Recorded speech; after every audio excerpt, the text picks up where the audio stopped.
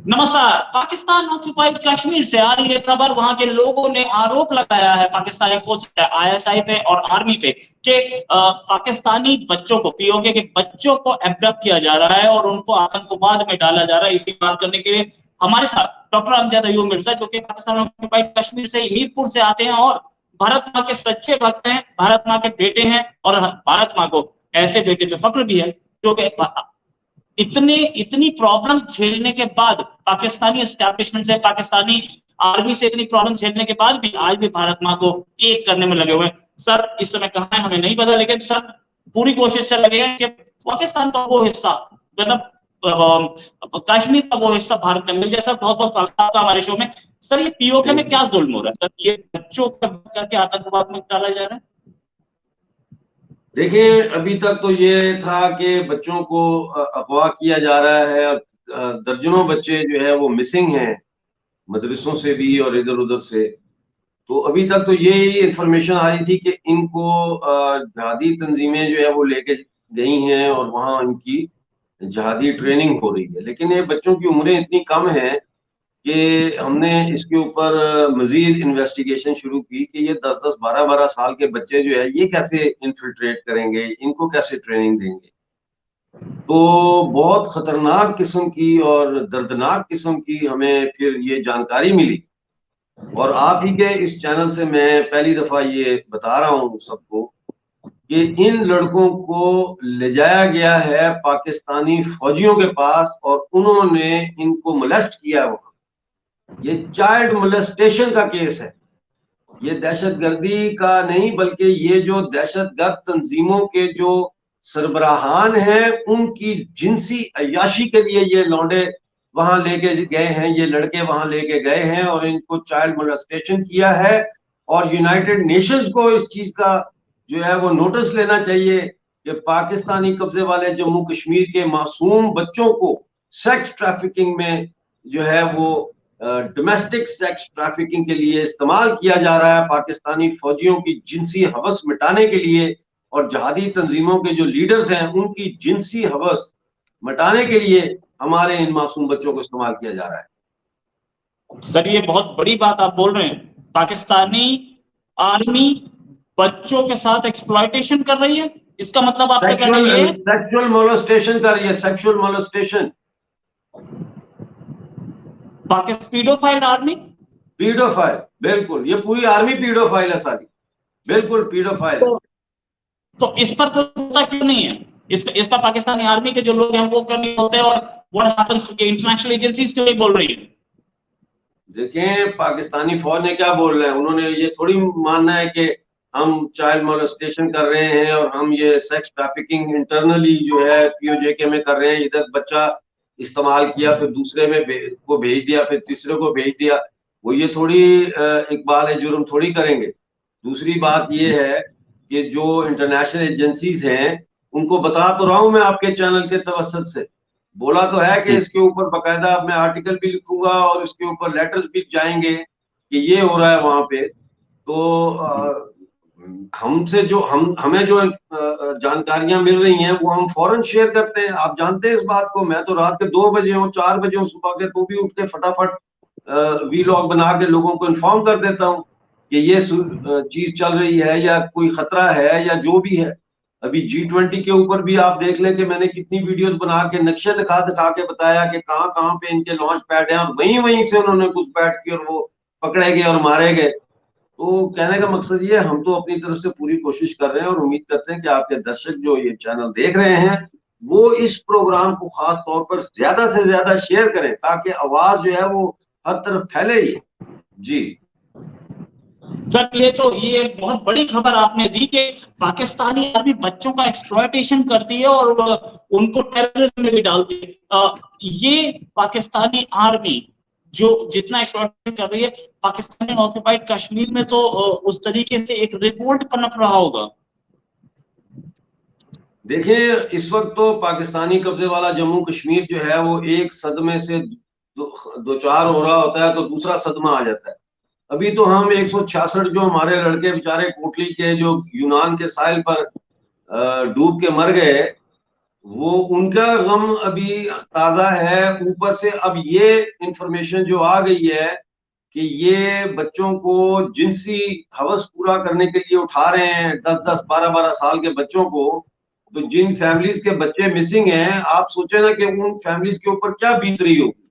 और अभी जब ये और आगे जाएगी, बात फैलेगी, तो जाहिर है इसका रिएक्शन तो आएगा पीओजे के से। ये आर्मी वही आर्मी है जिसमें पहले आरोप लगता रहा है ड्रग स्मगलिंग का। ये आर्मी वही आर्मी है जिस पर पहले लगता रहा है आरोप बंदूकों की, हथियारों की स्मगलिंग का। अब बच्चों की स्मगलिंग का भी आरोप लग रहा है। ये बहुत बड़ी चीज है। मैं आऊंगा सर इस पे भी। और साथ में ये कि ये बच्चों की स्मगलिंग कहाँ यूरोप तक की जाती है या ड्रग्स के साथ ही बच्चे भी जाते हैं, किस तरीके से इसका पूरा किया जाता है? इसके दो पहलू है ना।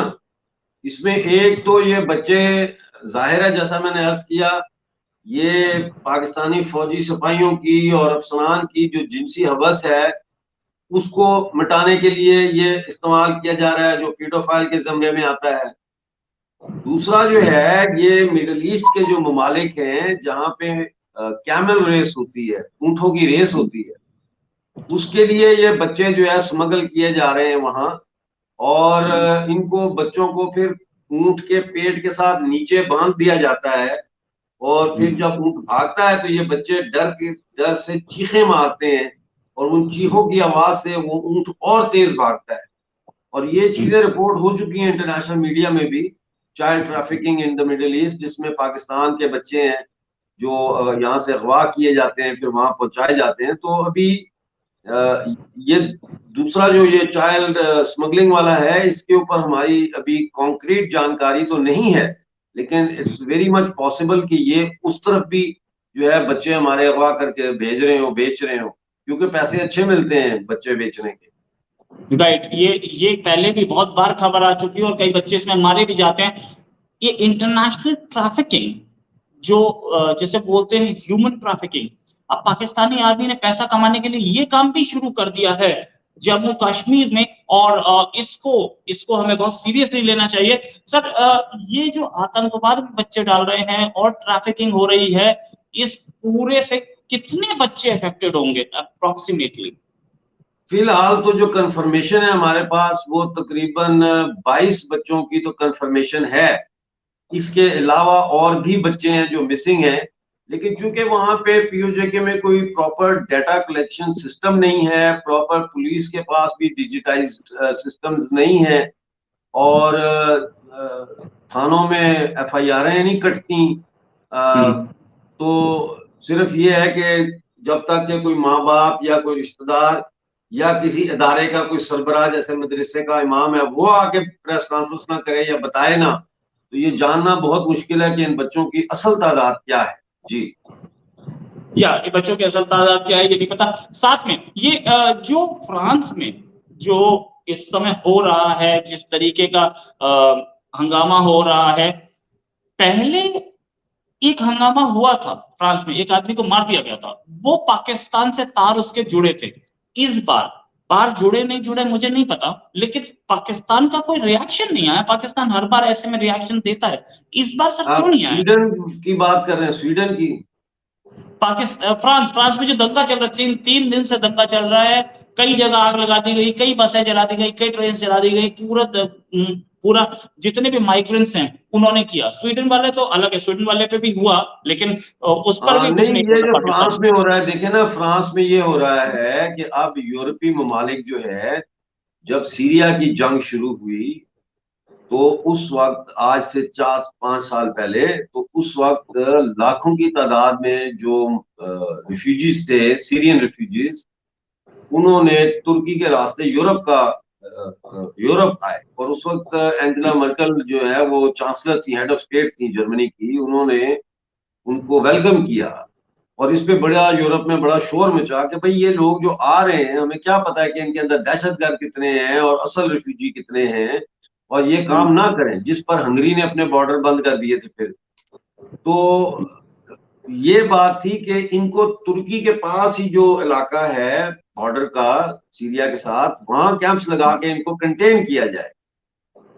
और तुर्की ने उसके लिए पैसे मांगे थे इन्होंने पैसे दिए नहीं या कम दिए, तो तुर्की ने कहा कि ठीक है फिर ये आगे जाओ, यहाँ हम तो नहीं करा सकते आपको। तो ये कॉम्प्लिकेटेड मसला है। अब ये लोग यहाँ आ गए हैं। पहले जो है मुझे याद है कि आज से 30 साल पहले अगर आप यूके आ जाते हैं और एयरपोर्ट पे आप असाइलम अप्लाई करते हैं तो 6-7 घंटों के अंदर आपका केस दाखिल भी हो जाता है, आपके लिए होटल बुक हो जाता है, आपको पैसे भी देते हैं कुछ खर्चे के लिए, और उसके बाद आप होटल में जाते हैं तो विद इन अ मंथ आपको घर फ्री मिल जाता है था उस वक्त। और मंथली आपको या वीकली आपको जो है वो जायरो चेक कहते थे उसको, वो भी आना शुरू हो जाता था।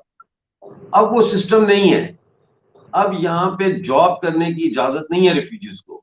अब यहाँ पे वो जो बेनिफिट है, अनएम्प्लॉयमेंट बेनिफिट या जॉब सीकर अलाउंस जिसे कहते हैं, वो अब नहीं दिया जाता माइग्रेंट्स को। लिहाजा माइग्रेंट्स की हालत बड़ी खराब है यहाँ पे। तो इस हवाले से हर जगह यूरोप में कभी ना कभी जो माइग्रेंट्स हैं उनके पुरतशद्दुद मुजाहरे शुरू हो जाते।